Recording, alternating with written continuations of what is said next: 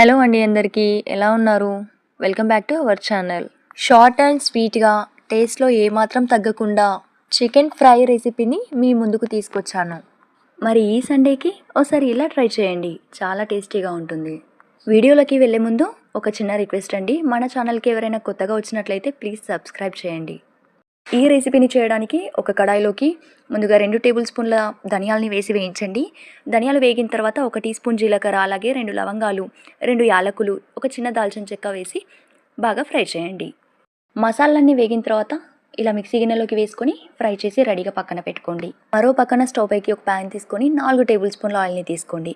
ఇక్కడ నేను అర కేజీ చికెన్కి 4 టేబుల్ స్పూన్ల ఆయిల్ని తీసుకుంటున్నాను. ఆయిల్ హీట్ అయిన తర్వాత కట్ చేసిన పచ్చిమిర్చి అలాగే ఆనియన్స్ వేసి బాగా ఫ్రై చేయండి. ఉల్లిపాయ ముక్కలు బాగా వేగిన తర్వాత ఫ్రెష్గా దంచి పెట్టుకున్న అల్లం వెల్లుల్లి పేస్ట్ని కూడా వేసి బాగా ఫ్రై చేయండి. చెప్పడం మర్చిపోయాను, కరివేపాకును కూడా యాడ్ చేయండి. అలాగే ఒక పావు టీ స్పూన్ పసుపుని వేసి మిక్స్ చేయండి. చికెన్ని ఒకసారి బాగా కడిగిన తర్వాత ఇదే ఆయిల్లోకి తీసుకొని కలపండి. చికెన్లోని వాటర్ అంతా ఇంకిపోయేంత వరకు హై ఫ్లేమ్లో ఉడకనివ్వండి. మధ్య మధ్యలో కలుపుతూ మాడకుండా చూసుకోండి.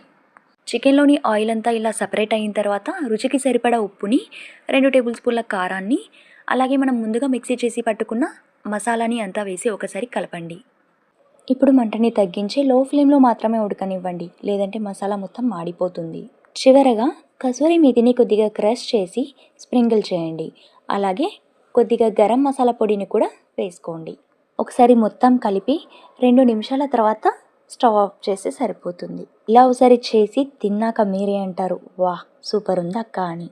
వీడియో కనుక నచ్చినట్లయితే లైక్ అండ్ సబ్స్క్రైబ్ చేయడం మర్చిపోవద్దు. అలాగే నెక్స్ట్ ఏ రెసిపీ కావాలో కామెంట్ చేయండి. Thanks for watching.